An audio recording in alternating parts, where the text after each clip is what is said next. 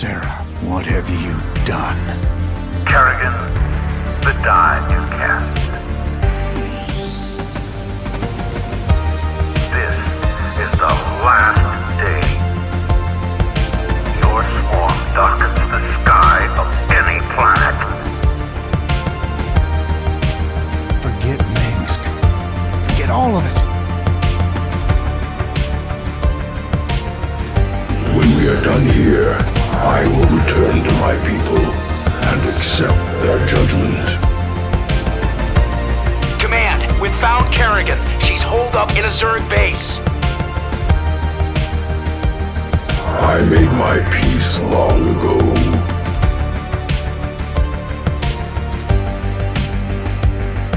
Consider it done. For ire. Indeed.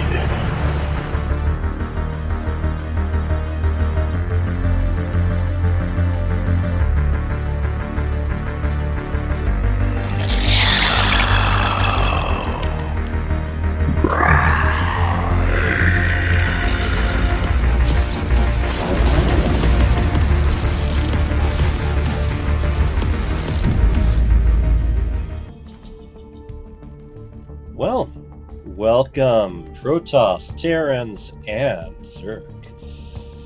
We have another replay night for our FSL show. We will be doing our big live matches on Friday, the 13th. But today's peaceful, sportsman-like Wednesday. No live games right now, but I'm looking forward to seeing a couple of replays of matches that were, had to be rescheduled. We have Stu Blue versus Cyan. That is a father and son clash.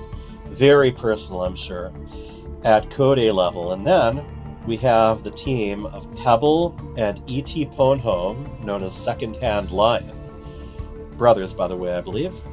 Versus Vales and Hurtentime, a team of Val Hurt. Tried to stream them last time, but some changes in my streaming setup ended up taking things downhill. I have fixed that. I have added another Wi-Fi pod and also disconnected that shiny new webcam, which was causing more trouble than it was doing good. Now, in the meantime, let's talk some news. Number one. I'm going to be nice and self-indulgent here.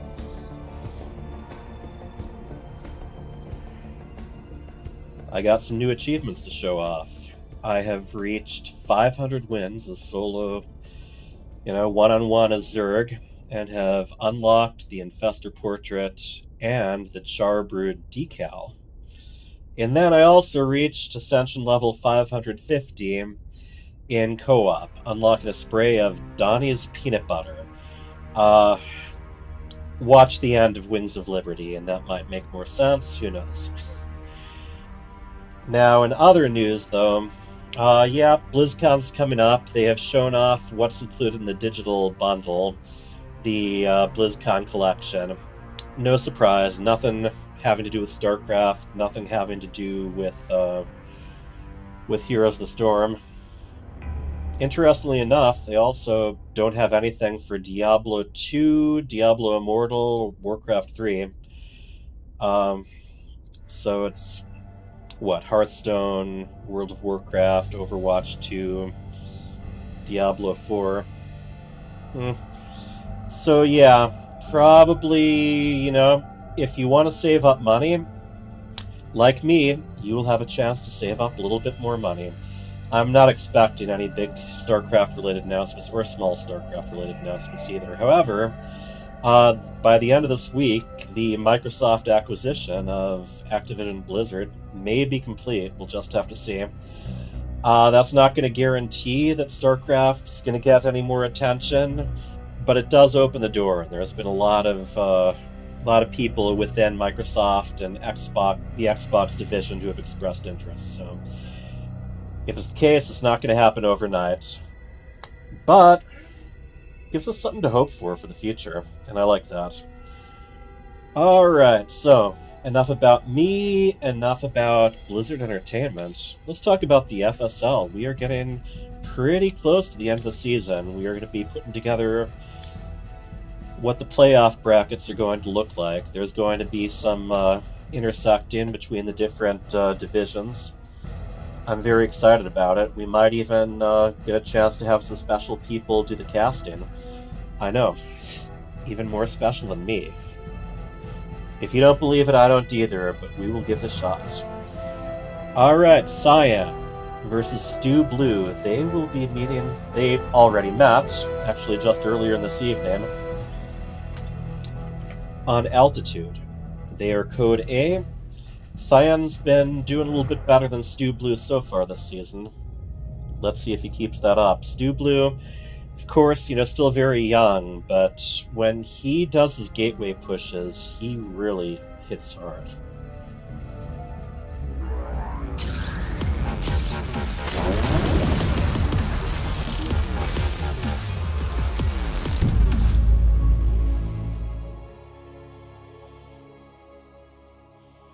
Alright, old map pool, but new balance patch. And here we go. In the upper right, we have, as always, decked in light blue, the Protoss player known as...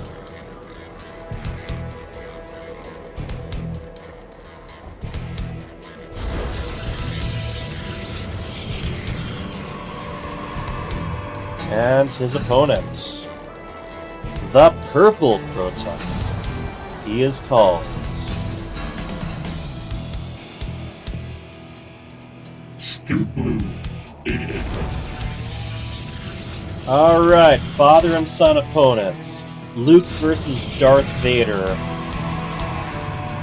Have a little bit of time to start. Both of them very much opening up similarly, and no surprise, since Cyan has very much been coaching Stu Blue on all of this. Let's take a break for a brief impersonation. Just once again, self-indulgent. Oh, look at that probe. Just gonna maybe grab some minerals and head up. Nope, doesn't even grab the minerals, but there he is. But yeah. He told me enough. He told me you killed him. No. I am your father. No! That's not true! That's impossible! Okay, that's enough of that. Alright. No Star Wars. We are doing StarCraft. No Star Trek, no Star Search, no Star versus the Forces of Evil. We'll get back to it. So, pretty straightforward. Stu Blue keeping the probe around in the way of any Nexus. Look, if he's already expanded. So, if I'm Cyan, I'm probably going to be ready for some really heavy basic pushes. He's probably going to try for tech, or maybe just a minor bit of trickery. Stu Blue does his best when he gets a whole lot of gateway units, especially a mob of charge lots, all involved at the same time. And yep, there we go. Cyan going for Stargate tech. And here we go. Light blue probe, shooing the purple probe away, or at least trying to. Back and forth, back and forth. Oh! And the light blue probe brought a friend. You see? I'm curious. Oh, he got... Okay, well, 2 probes go down. And there you have it. Stu Blue is expected. Going for a Twilight Council. I'd expect he's going to get charged as soon as he can. Now, Stu Blue did get a Nexus out earlier, so he might have a slight economic advantage coming up. The Nexus is complete, but meanwhile, we're going to have to see what his father Cyan can do with this Oracle. Not even a pylon in by the main mineral lines. There's not going to be any defenses up here. And he's got, he's got a Zealot, nothing that shoots up. That could cause trouble. Meanwhile, pretty standard, Cyan is moving ahead with his 2 adapts. Now, along with possibly doing some probe damage, they could also stand to do some distraction for when the Oracle comes in. I don't think Scion knows that there's nothing that shoots up at all. So this could hurt. We got Oracle queued over. Here, 2 Adepts shade in. They go right to work on the probes. We got 2 slow Zealots trying to make their way over, but... Oop. Is he gonna shade? Oh, no, he's busy controlling that Oracle, which is immediately taking out even more probes. We are down a full 13 probes. A Stalker starts to chase the Oracle off. Oh, yeah, it's tricky. You want to keep the Oracle attacking the workers. 15 probes down. Look at this. We've got 28 workers on the side of Scion to only 22 on behalf of Stu Blue. That's not a comfortable place to start. Void Ray coming up on that side, and Scion is also adding his own Twilight Council.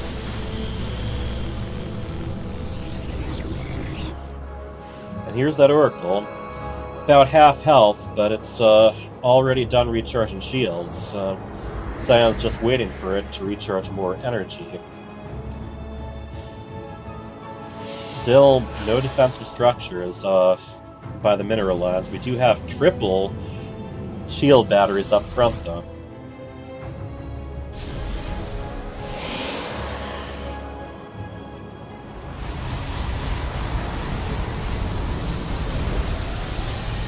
Scion adding a Robo. Already more gateways ready to go.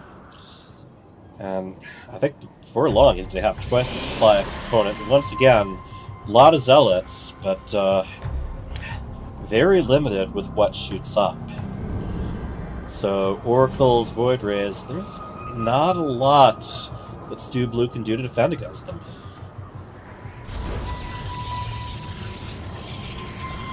"26 workers to 40. Scion also a little bit ahead in army.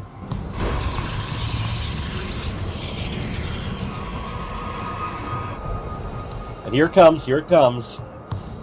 The Oracle comes right back to town. Did you miss me? I doubt it. Look at how quickly those probes are falling.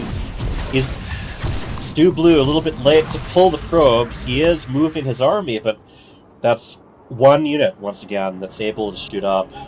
So this could continue to spiral for him. Stu Blue adding another Oracle. We are having a lot of focus on the Zealots. Stu Blue, not mining any gas right now. Both those assimilators are untapped. No assimilators in the natural. Meanwhile, Scion is just absolutely saturated with gas, and once he does move out, he's probably going to be able to move in for the kill. Of course, a lot of Zealots means that, at the very least, these Adepts and these Stalkers are going to have something to occupy them. Both of them getting their Warp Prisms out. Stu Blue's Warp Prism almost complete. There goes one of those stasis wards with increased vision these days. This is, once again, on that new patch. Away goes the Warp Prism, currently empty, but he might be stopping to warp some stuff in before loading it up. Scion has taken a third. That might be a vulnerable point. We will see. Oh, and here we go. This is what Stu Blue loves to do, just moving those Zealots up and away. The stasis ward catching a hapless probe, nothing else. Oh, look at this. All the production on Scion's side. Stu Blue does get some stuff started. He's going to have to do something. He's going to have to make it count.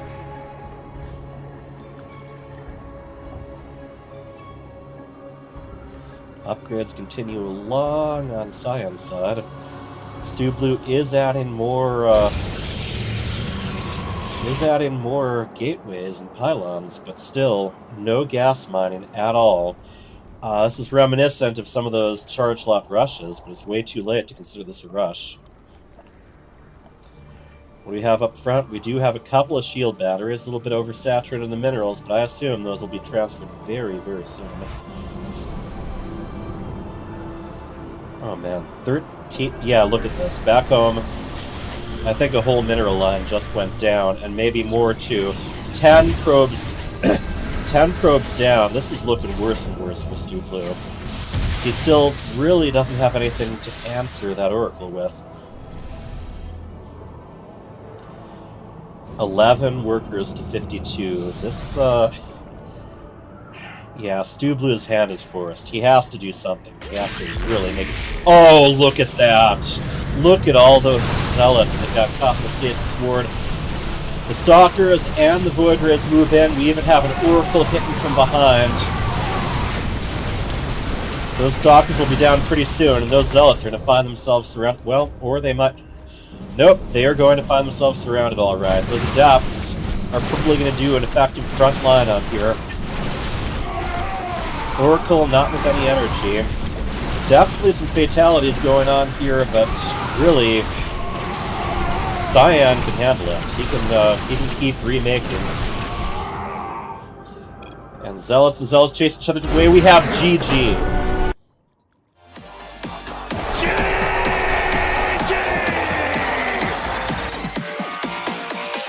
Alright, Cyan shows a lot of dominance, especially after his initial Adept and Oracle grasp.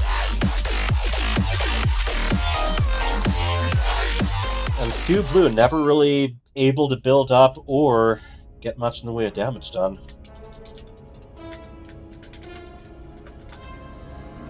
Map 2 will be Royal Blood.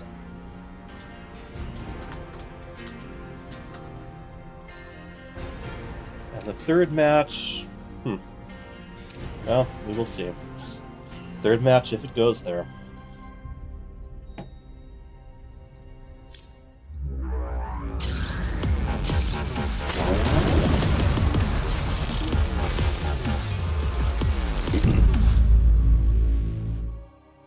Alright, here we go. Royal Blood. And Cyan, I guess, decides to handicap himself a little bit. He is playing as Zerg. So, that brings us to the introductions then. In the lower left, up one map, the light blue Zerg, he is.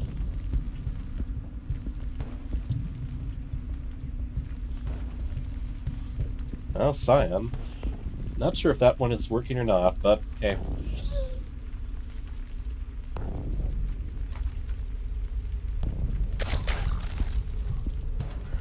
Alright, and in the upper right, we have the purple Protoss. He is Stu Blue 88. Well, that one's definitely working.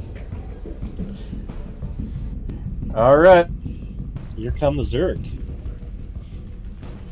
See how practiced Cyan is. He is taking the hatchery almost at the usual time. Just a little bit, maybe one worker later. Didn't actually catch whether he chose Zerg or whether he chose random. Either way. Stu Blue getting himself off to the same thing. Now, we covered a little bit of this last week, but if you want to be able to expand in your Protoss against Zerg, you really want to start out on the low ground and wall off your natural. Stu Blue possibly planning something sneaky, but this drone is having none of it.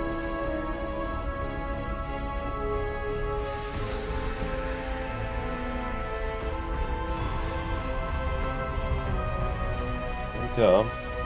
Looks like Stu Blue is still planning to get a Nexus up. Yep.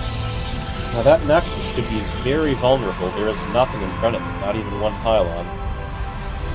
Stu Blue does get the Cybernetics score down. And his scouting probe returns as, and this drone is heading back home too. Spawning pool is almost done, like I said. Pretty normal time, and Stu Blue is starting out with an Adept.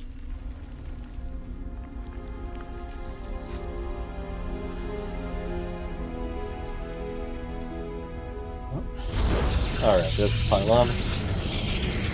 So far, Cyan showing him a little bit of leeway. I don't... No Zerglings being built at all. Okay, here come 4 Zerglings, along with the Zergling speed upgrade. As is traditional and considered to be optimal, Cyan is moving a couple of the drones from gas to minerals for a bit.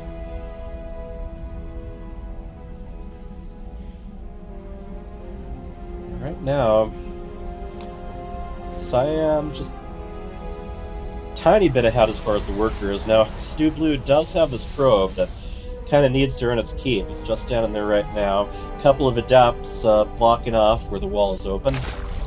And here we go. Cyan will be testing the defenses a little. Now, you gotta be careful. A lot of players have underestimated Stu Blue. And even if he isn't a seasoned veteran, and even if he's a little young, he can be brutal once he has a chance to build up a decent number of gateway units. Cyan, keep an eye out at the entrance to the base, searching around with the Overlord. Still Stu Blue opting not to go with much in the way of stalkers today.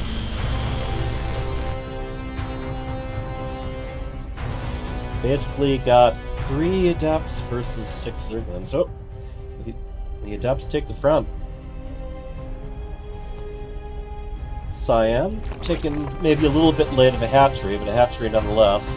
And Stu Blue taking a page from his old man's book and getting going with. Oh yeah, there's that stalker. It does clear out of an Overlord. But yes, this is very much a favorite way for Cyan to start. A bunch of glaive adepts hurrying across the map with their shades. Like father, like son. Think about it, won't you? Ooh. Cyan getting ready for the defense, putting down a couple of spine crawlers and queuing up quite a few Zerglings. And here come the adepts. A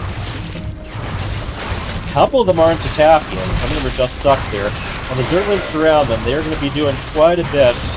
Zerglings don't last long when there's a lot of adepts there. And the shade over to the main, and they are going to go, well, they start to go to town on some drones. Yep, there we go. However, despite all the damage he is doing, only one adept left, and that adept also goes down, so even if he did a good amount of damage, this leaves him without a lot of armor.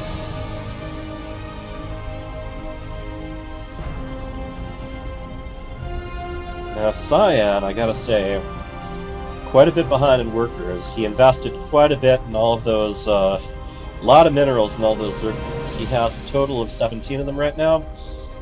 Each pair of those could have been a drone. So that's the sacrifice you gotta make for defense. So if there's a Spire on the way, and yeah, once again, one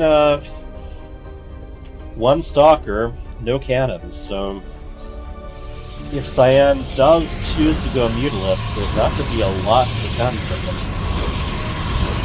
Stu Blue did just finish up with a Templar Archive, and he is researching Storm. Very interesting. Both, I gotta say, Cyan, bit gas starved. He probably wants to get going on the third here. Now, Static Storm is nice, but Mutalisks have a way of not standing still for it. And I think Stu Blue's also going to want to start mining more gas if he's going to be doing Templar and Archons. Look at all these gateways. He has 7 gateways up. So at the very least, he can warp in a whole lot of Stalkers should he need them, but yeah, I'm not seeing any air units just yet. Cyan is taking his time still. And, I mean, despite everything, army supply neck to neck, 28 to 28. Cyan just a tiny bit ahead when it comes to workers. Yeah, here we go. 6 Mutalisks in production. Mutalisks are very aggravating because they can just keep moving from one spot to another. Here we go. Zergling harassed. I think he's going to try to draw... Yep, drawing Stu Blue's army out. Gets a cancel on the Nexus, too. And the Zealots head back. And that is a lot of Zealots.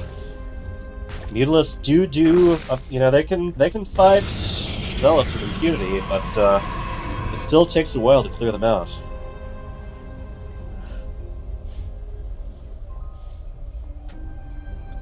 "18 zealots. Gotta say, if Stu Blue's gonna do something with them, he's probably gonna want to do it soon. Despite having Storm, the High Templar are being merged into Archons. That does give him a bit more anti-air, although they're not always the most mobile. And here he goes. He is moving out. Scion adding a Roach Warren and a Hydra down, and just basically building up Mutalisks.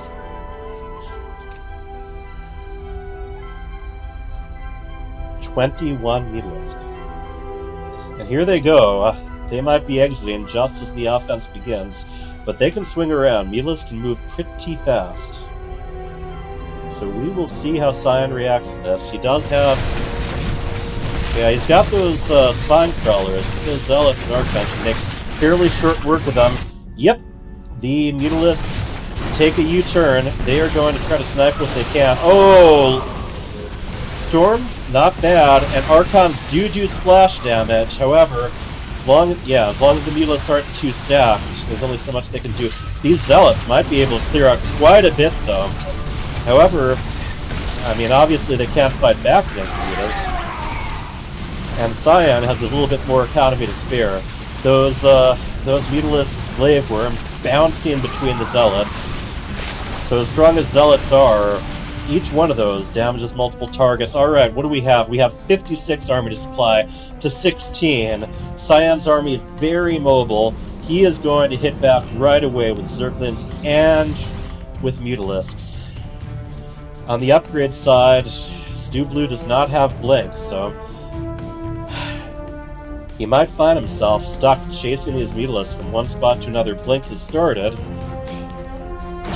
Not a lot of Chronos from Stu Blue either. Definitely the energy is building up. Alright, here we go. He is going to avenge those drones right now. Oh, and look at him. Targeting the pylons, depowering anything he can. The Stalkers getting a little bit stuck between all the pylons and batteries. I'm not sure whether he's planning to attack with them, or whether... I think most efficient thing he could do would be to move them right back to the workers, but they are not there. More probes are going down. Honestly, although, with all the work Zealots got done earlier, worker supply is still pretty even. However, these Mutalisks, there isn't anything to scare them off. They are going to try to take down a Nexus. Well, Stu Blue just decides to go ahead and move out, rather than chase the mutants back and forth. Oh, another... I think that's every single gateway depowered. Back home, the Stalkers doing a lot of work. Now, Zealots, Zerglings can do pretty well against Stalkers, but they need to outnumber them by quite a bit. Same with Mutalisks. Mutalisks, you probably want to back those off. I think we are going into full base trade right now. 12 Zealots, 12 Zerglings on the way. The melee guys can start to see. You know how it goes. I mean, there's nothing that Stu Blue can make right now, so as Scion, I think he might be better if he just takes the army back home. Still, if we're in base trade mode, whoever has the last that build in Stu Blue, hiding a Nexus, Scion doing exactly the same. Like I said, Stu Blue learned from the best here.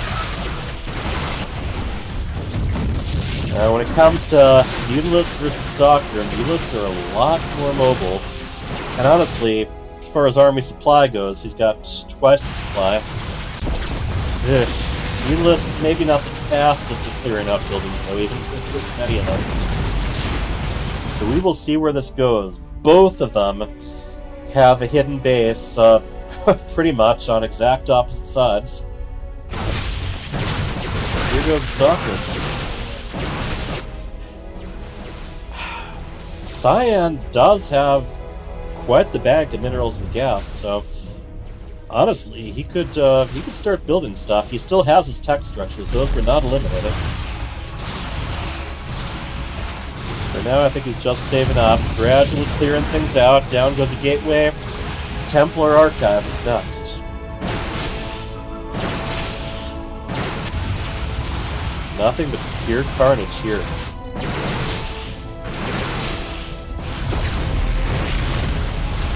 Alright, let's see what we got left for structures. We got 2 assimilators, a pylon, and a nexus on one side. Other side, we got 4 extractors. I don't think creep tumors count towards elimination, but Roach Warren, Hydralisk Den,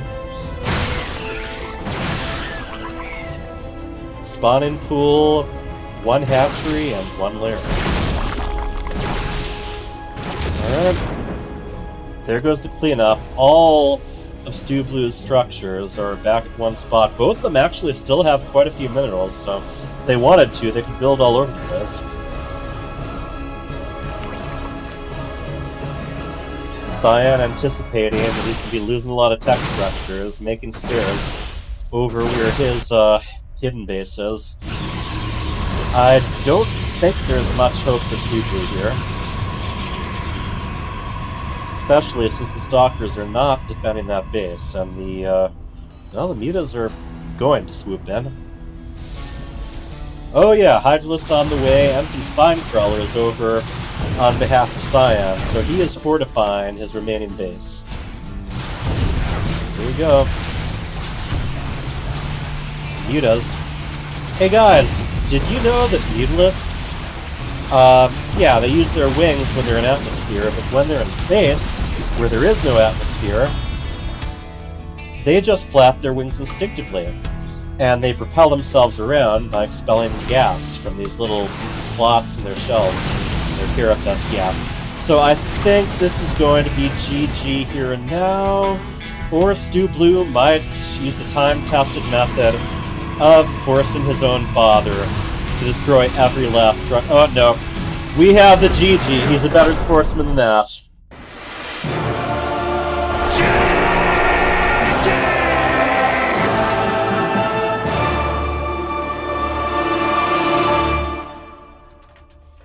Well, there we go. Cyan with a couple of pretty dominant games, I'd say. Although, in that other one, there was a lot of damage being suffered on both sides. I don't know. They say sometimes there is no winner. Well, there we go. There is our Code A. Next up, we have the team of Secondhand Lion versus the team of Valhurt in our 2v2 Plus division.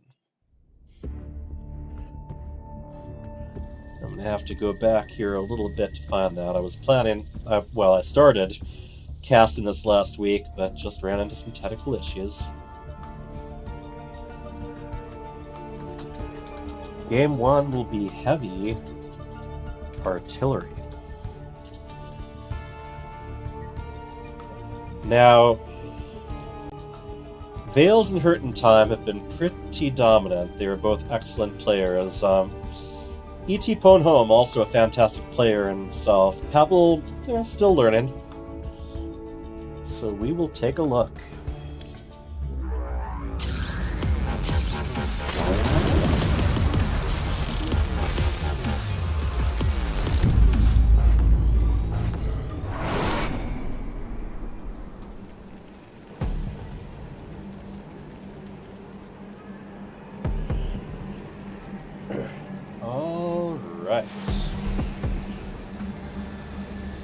In the upper right, we have the red Zerg. He is E.T. Oh no. And his teammate, the orange Zerg. He is Pebble. Together, they are the team known as Second and Lion. And now their opponents. First of all, the Purple Terran. He is Vales. And his teammates. The Blue Terran. He is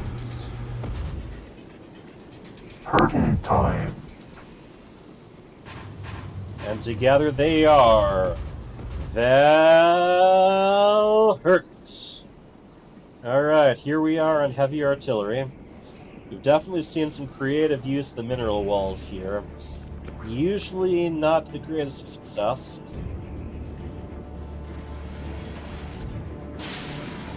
Starting up with a Reaper and a Marine on one side, and the usual Zerglings on the other. Pebble takes the first expansion. Oh! Early Zerglings heading out. Their opponents know about it. They did lose a scouting SCV for their troubles. Now, this is a pretty easy one to wall off until you take your naturals. There is a pocket back here, too, which looks like Vales is going to be taken. So this is a basic contain. I don't think the team of Secondhand Lion is going to expect to break through with these Zerglings, but it does slow down when their opponents expand. 2 factories on the way from curtain time. We'll see if he's going for one of those newer style mech builds. On the other side, yep, E.T. Ponholm also takes his natural after investing a bit in early Zerglings, probably defensively. Just an empty screen. Oh. Again with this, huh? Thank you, War Bunnies, for cluing me in.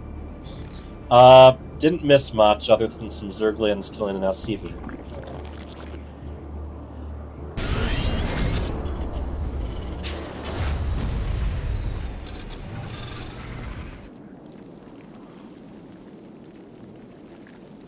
Alright, Stargate attack from Vales.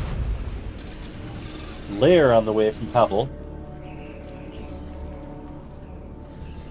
And still these Zerglings being a very constant threat. And E.T. Ponholm expanding forward while his teammate Pebble expands back. Oh, here we go. Hellions to break the contain. Zerglings aren't going to last long against them, so they go on their way. I think these Hellions are going to be chasing them away. And we have Hydralisk down on behalf of Pebbles. Here come the Queens out to meet them.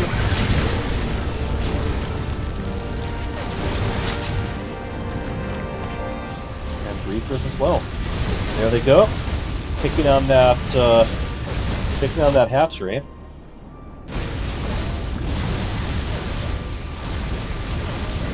Queens are tiptoeing their way across. Now, one of the things is, if they get too far out, these very mobile units can go right past them. Zerglings attack. They do manage to do some damage. Do not prevent the Hellions from falling back a little. Oh, and here we go. Now we have Hellbats. I don't think they're going to last long. Cloak attack, Cloak Banshee attack on the way from Vales. And he is finally going to take his natural.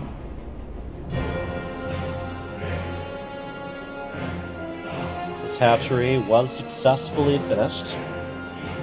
And I'm curious, particularly on the side of Pebble, what's coming next. He is doing his Hydralisk upgrades, which I believe finished a little bit faster now. You have to double check what the changes were. But Zerglings are on their way across the map. Yeah, that's what I figured. Lurker attack on behalf of Pebbles. Ooh. Yeah, this barracks out here is really just something for the Hellbats to put their backs to. However, yeah, those Zerglings do not last long. And both players, with their mech builds, both of them moving out with Hellbats. A little bit of Marine accompaniment.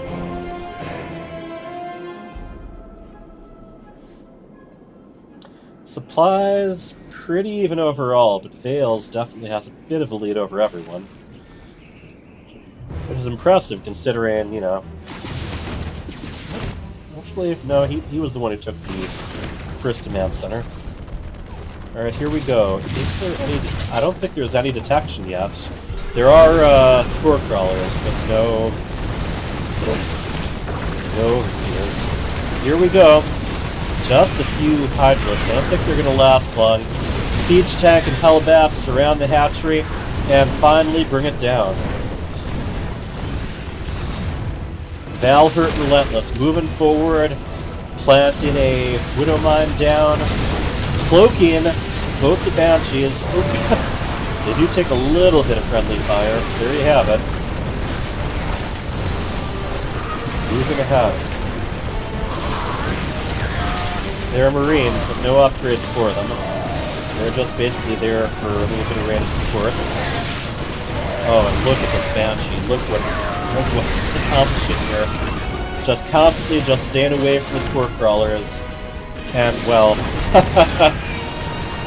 can't stay away forever. These siege tanks are securing the area. They're going to continue to shell their enemy base. And we just have this parade of Marines and mech units just making their way across the map. Here comes big counter push. Zerglings don't last long. I don't think those Hydralisks will either. So far, no lurkers either. Although their opponents are conscious of the possibility. I did see them scan ahead before. Baneling Nest almost complete. Right now, E.T. Ponholm and Pebble each down about 20 supply. Bunker is going down here as well. Valhurt intent on completely securing this position.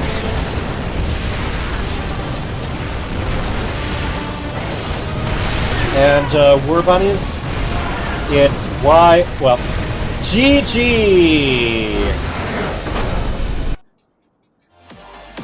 It's YOU apostrophe R.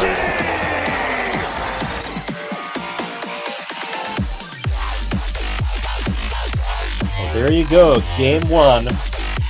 Valhurt takes it.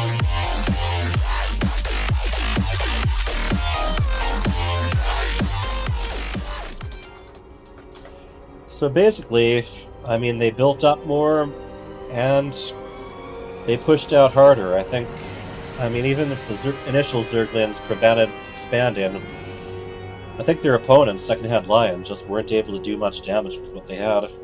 Honestly, the attack advantage, Thors, Widow Mines, Siege Tanks, Banshees, that was just a little bit too much to handle. So the next map will be Arctic Dream.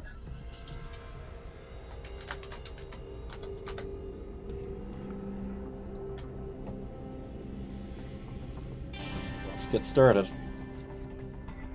Let's see if I can do that right this time.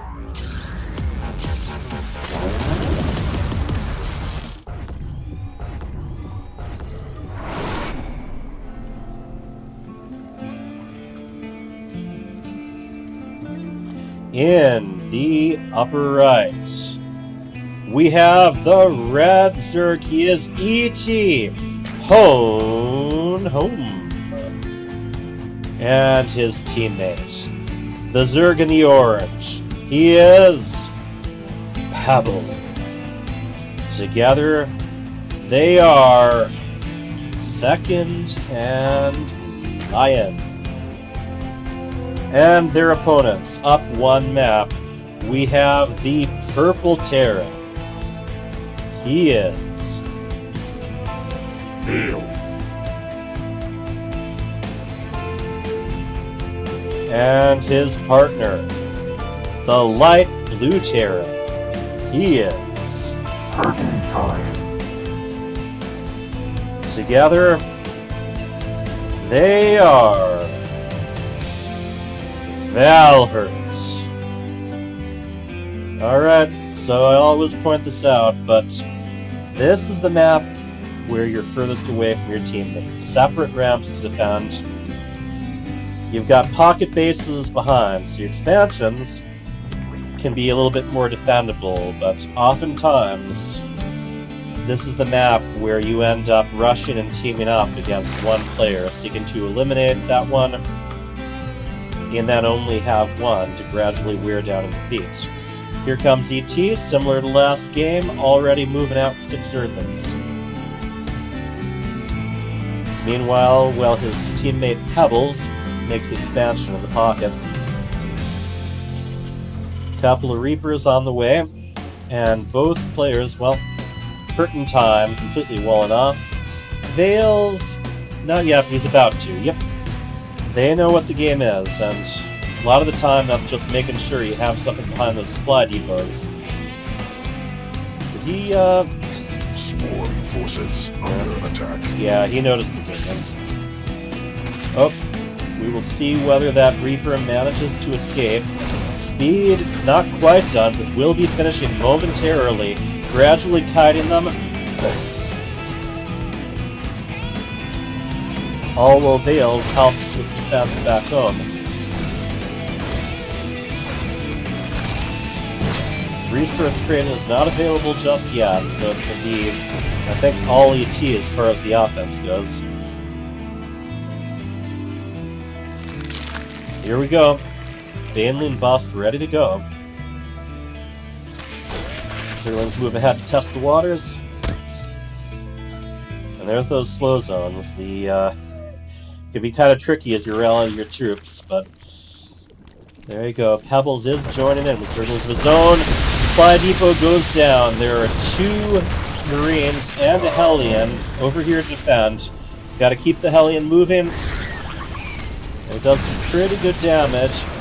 Vales Reapers also here to join in, so the defense are going to be able to just keep repositioning and try to use the buildings and the minerals to limit how many Zerglings can touch them at once.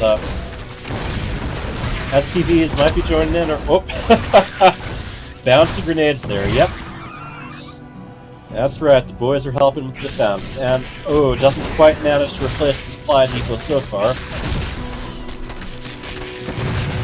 Right now, nothing but SCVs for either Hurtin' Time or Vales. And here we go. Fast Zerglings. The SCVs are going to try for us around. They're going to most likely take advantage of mineral walking. Oh, and here we go, though. Zerglings just keep flooding in. Now, all this time, though, Vales is left without any damage against him. So he is building up. And yeah, I'm a nerd. I don't deny it.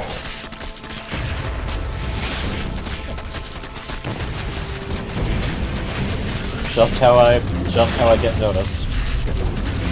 Alright. That's the nice thing about being Terran here. Hurtin' Time is able to lift up most of his structures. He can even move them over to Vale's base if he wants.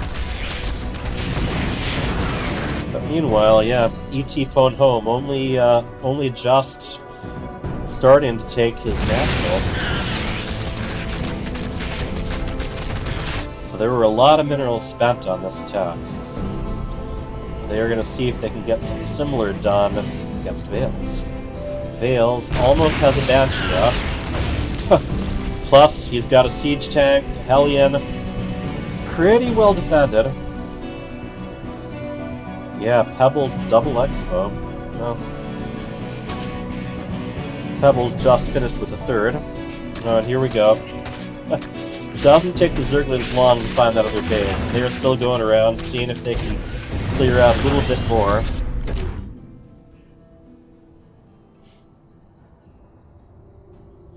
Pebble, meanwhile, getting the roaches going.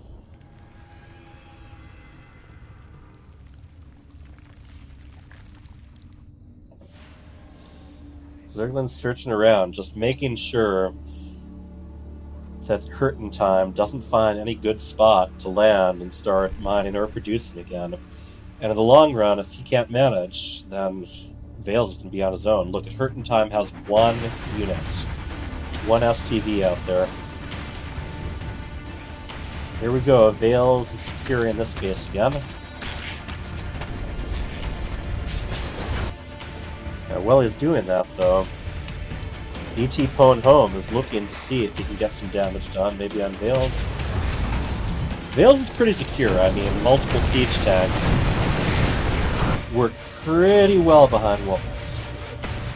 This is also where Vales might be giving Hurtin' Time a little bit of his money if he just to help him rebuild. And yeah, there's that 4th from Pebble. Interestingly, E.T. Pwn Home still 2-basing.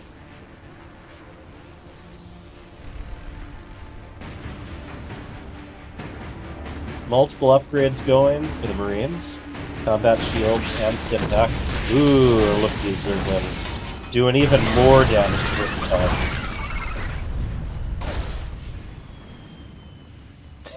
Curtain Time just trying to keep his remaining 2 SCVs alive somewhere. And Vales has to search very carefully to try to find all those remaining Zerglings. But yeah, look at this. There's even one left still, just ready to hop into the mineral line yet again. Vales has got the tech, though.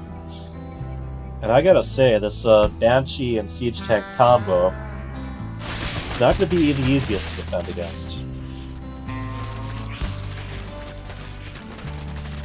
UT Ponhome does start his third, working his way at destroying these rocks so that he can work out. Yeah, and there's that Zerglin still causing trouble, but I think it's about to go down. Right now, the team of Secondhand Lion has some stuff to worry about. However, look at them. They are on top of the tanks already. The Marines caught in the slow zone. This is going to be really costly, and Vales is already fighting 2 players on his own. Curtain Time getting the mule hammering down. His orbitals did save up some energy, but they were just floating around back and forth. Vales has to return home. Now Pebble's got the real army here.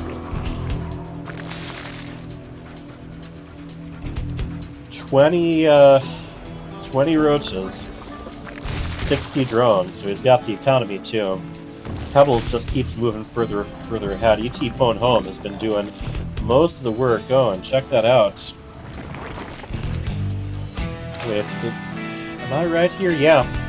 The roaches have burrow move, but they do not have burrow. Hey, why not? But yeah, you can tell because of those extra spikes on them. One of those abilities that has a nice visual indicator. And into the obnoxious little slow zone again. Alright, here we go. Got a couple tanks, multiple Marines. He is going to want to defend those tanks as well as he possibly can.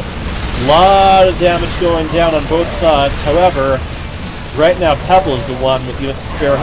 But Vales, look at that firepower. He just keeps moving. Those Hydelists don't stand a chance against that many Marines, even once they're away from the siege tanks. Excellent defense on behalf of Vales.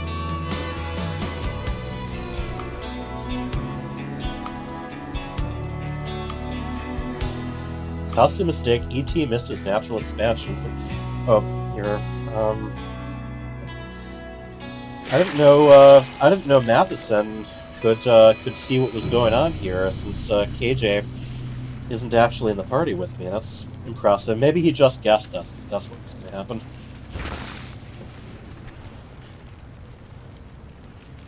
Oh, I see. Matheson's getting the play-by-play from War Buddies.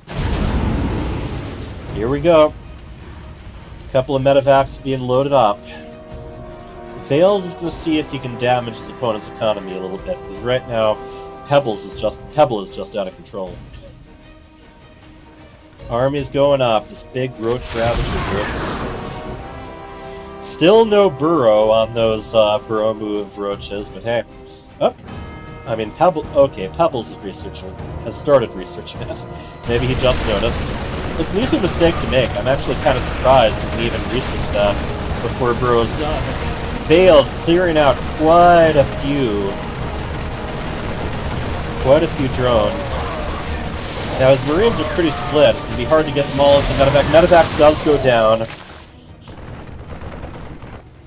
Pebbles goes to regroup. We've got a very big ball of ranged Zerg units right now. 1-1 for Pebble. 1-1 for Vales as far as attack armor goes. Oh, here we go. Here comes Vales.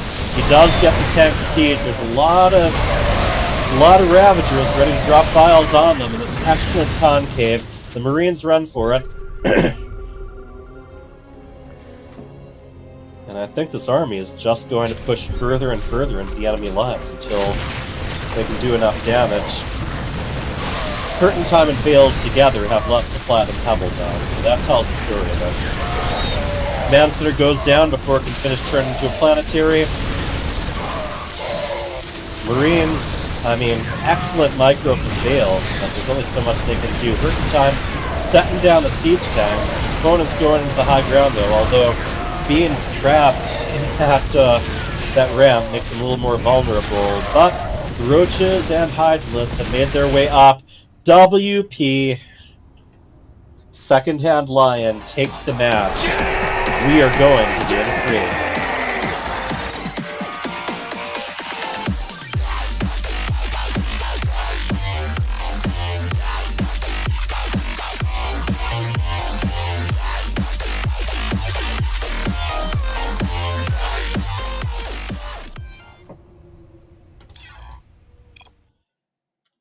All right. Excellent game on behalf of Second-Hand Lion. They managed to do a lot of early damage. In that, it's classic Zerg team strategy. One continues to apply pressure while the other just builds up and builds up. That's been the way of things since Brood War. I know I say that a lot, but actually in Brood War, it's no lie. There were a lot of 2v2 tournaments where a team of 2 Zergs wasn't even allowed. Little bit less of a threat in StarCraft 2. So the final map will be Rascallion. Okay, let's get going. Let's see who wins Game 3.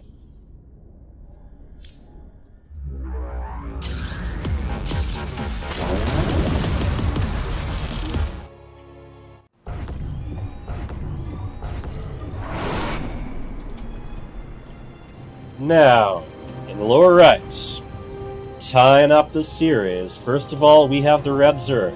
He is E.T. Pone Home.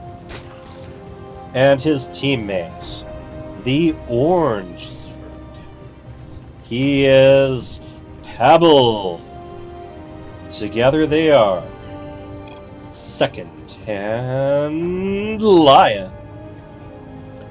And their opponents. First, the Purple Terran. He is Fields. And his teammates. The Light Blue Terran. Actually, he is Vales. Oh. Here. Fields. And the Purple Terran is Curtain time. Together they are Valhurt. Alright, so here we go with one that's a little bit easier to defend. We still have a very wide ramp with the natural. And also, keep your eye on this jump spot for Reapers. Not only can they get up here into the main, there's also some sight blocking smoke there. So they can kind of rally up there too. Or get up to some other mischief.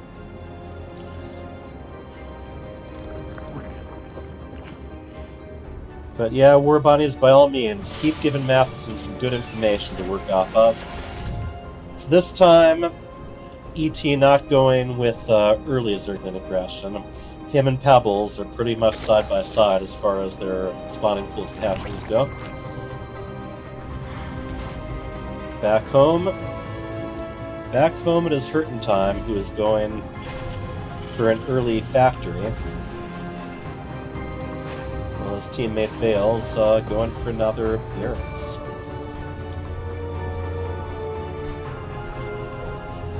Overlord scouting about.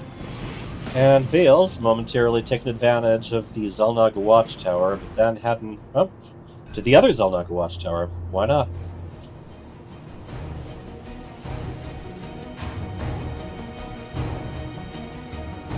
Oh well, we have a lot of Reapers coming from Vales, and I don't know, I know he doesn't always play team maps, but Vales has to be a little bit aware of this stealthy little jump spot. The Reapers can kind of hop in and out of quite a few places. You saw it can also go here, or they can hit the front door. How many we got now? 4 Reapers. And his teammate Hurtin' Time, providing a Hellion and a Marine. So we will see how well their opponents defend against this. There are just 4 Zerglings, you know, a couple queens on that side. Yeah, here we go. Ooh. Excellent Reaper Micro. You saw how the wooded ones always got drawn to the back. Dropping some grenade. Oh, no, they didn't drop grenades. I was waiting for those queens to bounce around a little. Now, Hurtin' Time coming in the front with the Hellions. Both of them once again taking advantage of some nice fast-moving units. ET Pwn home getting his Overlord speed. Pebble, meanwhile, only about halfway done with Zergling speed. However, ET Pwn home's got that. He is heading straight into his opponent's base. Walled in, however. And knows the Zerglings will not be back here to help the Queens. Queen's off the creep, so it's not going to be able to... Yeah, look at it. That's only so far can run. And there are those Zerglings, but... Yeah, look at this. Hellions being chased around. They fall back to Reapers. I think the story of this is, yeah, they both have a bunch of little units in front of their opponent's bases, but Team of Valherd has the units that are capable of doing a lot more damage. And a second-hand Lion doesn't really have a wall here. However, ooh, a lot of Zerglings. Oh yeah, they tied it up very well. Second-hand Lion managed to really control the second match. I won't give you too many details in case you want to watch it. And here we go. Zergling's chewing on the command center as it attempts to turn into an orbital. Reapers are heading back here. They'll be able to keep falling to high ground. Meanwhile, look at all these tanks. 4 of them able to defend the low ground from there. Granted, there is such a thing as friendly fire when it comes to those explosions. And here comes a poor Hellbat just walking along with his 2 legs all the way back home, forgetting that it's a transformer and that it can roll out. Alright, well, we're going roach attack on both the Zerg players. ET making sure that he has some evolution chambers down for upgrades. And both the Terrans have their naturals up and running now. Lair getting started on behalf of Pebble. Oh, that's a lot of queens. I'm hoping to see quite the creep highway develop here. And I don't know. If Vales was here, I think I definitely want to ask him a bit about whether he knows about this very annoying jump spot. There's only so much time to learn about the team maps, and if you're on ladder, they've been rotated out anyway for some much older team maps. You want to call it new maps, but really it's the new old map ladder. A lot of Zerglings taking the Zelnaga Watchtower. Vales knows that knowledge is power, so he does try to take the other one, but no luck. Oh, look at this. Hellions, Widow Mines, Marines, all moving, all on the move. Very low upgrade match after that initial Reaper Hellion push. Just speed upgrades on 2 of the players. Oh, look at the Zerglings were very much waiting. That's also an advantage to the Zelnaga Watchtower. Not to mention high ground. Alright, here we go. Pebble Zerglings in for another surround. They are really doing a lot of damage. However, Widow Mines, those can definitely take out a lot of Zerglings at once. Still, those Hellions are not going to fare as well against these roaches. Widow Mines just kind of crawling around, looking for somewhere they can land. Here's that creep highway I was talking about. This map, you can have that go all the way up to the Zelnaga Watchtowers or in between them. I think this is an excellent job maintaining them. It's very easy to end up grouping or F2ing the units away from that. And look at these siege tanks. Bless me.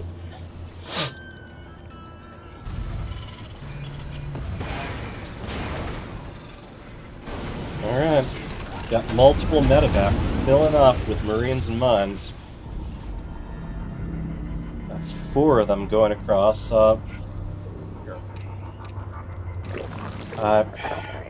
Too many buttons here. Wasn't quite sure that Overlord saw them. At the very least, I'm pretty sure that one of the Overlords will. E.T. Pone Home do an excellent job having some Overlords just spread throughout the map. And then you got that creep highway that also gives vision. Let's see how they both react to this. I don't see any troops heading this way. Marines being dropped, mines drilling down. Actually, none of the mines have drilled down yet. Alright, they are going to try to make the most of the high ground here. Very defensible position, making it difficult for second-hand Lion to get back to their own bases. However, they have a lot of damage here, and the medevacs are going to leave. Their afterburners are on cooldown, so... yeah, there we go. Now they kicked in. Oh, look at that, the servos. So Vikings, Hellions, and Thors can, change modes quicker once that completes. I think that's mostly going to come into play on behalf of the Hellions, and we also have Blue Flame coming up too. However, their opponents are mostly focused once again on the ranged Zerg units that served them so well in the previous one. And yeah, along with trade-in, one person can control their partner's units as long as they give them permission. You can usually tell that's the case if they're all just moving together perfectly. But yeah, I think Pebble is seeing about building up. However, Pebble, especially after that attack that landed right in his base, he is pretty far behind as far as supply goes. Only 29 drones on Pebble, so that's going to be where a lot of building up has to be done. None of the bases are saturated for him right now. But here we go. A lot of Zerg units getting ready to close in first round. The mines, Marines. Stems are down. Widow mines are drilling over. Decent hits, but the Zerg units are able to just retreat right back to creep. And unlike last time, the roaches that can burrow move do have burrow to begin with. So we're going to have to see if he takes advantage of that. Here comes the mech. Hellbats and Thors moving forward. I think the Hellbats, those are just going to go down. Not going to be able to do much good against the roaches, I'm afraid. Also, keep an eye how E.T. Pone Home still has that Zalnaga watchtower for that extra vision. And there you go, burrow roaches. However, where is the detection? I'm trying to figure out... I don't see a Raven. They're a... Oh well, I'll figure it out later. Here come the corrosive vials. Oh, unfortunately, hitting more of his own roaches than he does his opponent's infantry. And the lurker den almost complete for Pebble. Alright, this is a nice little thin spot, because as long as you're there, you have the high ground advantage. You can take advantage of better sight. So it's a good place to attack from, but boy, when the siege tanks are up there, even better. Here come the Vipers, though. They are going to be abducting and abducting. A couple of siege tanks go down pretty quickly. And the team of Valherd is going to have to figure out a good way to take this position. All this time, I don't know, Hurtin Time's unit's not really involved with this. I think they're trying to make sure that their location doesn't get flanked. Still, these guys together are very powerful. A lot of blinding clouds going down. Stem Marines moving forward. They're going to take the high ground, and they're going to be able to chase down quite a bit too, even on creep. That's just Hydralisks and Ravagers right now. And yes, teaming up as Zerg is very nice, because you both take advantage of creep rather than having it get in the way of your buildings. So yeah, those are bonuses that go for everyone, and they have done a great job together spreading that creep. But here we go, they are being driven further and further back. Pebble still pretty far behind the supply, and ET starting to drop himself. Lurkers are going to go down. Are we going to get a scan? Yep. I believe that was the answer to the riddle from before. They scanned the burrowed roaches. Ooh. Thors are very tanky, but you don't want them isolated and taking a lot of focus damage. Liberator is working its way through those lurkers. The Terrans just have a very good composition to keep pushing their way forward. A lot of range and a lot of damage. Here we go. Oh, and that's one of the other problems. Whenever a siege tank fires, units by default, if they're not in hold position, they'll automatically come charging in. So you end up having to control them just to keep them. They're excellent biles, still going down. But look at tanks are just the tanks and liberators. They've got a defense that goes into next week. Oh, and didn't even see this, but huge Marine Marauder drop here. And there is more and more damage being placed on second-hand line. The tanks leapfrogging forward every time they gain an inch. And we have the GG. The team of Valhurt takes it.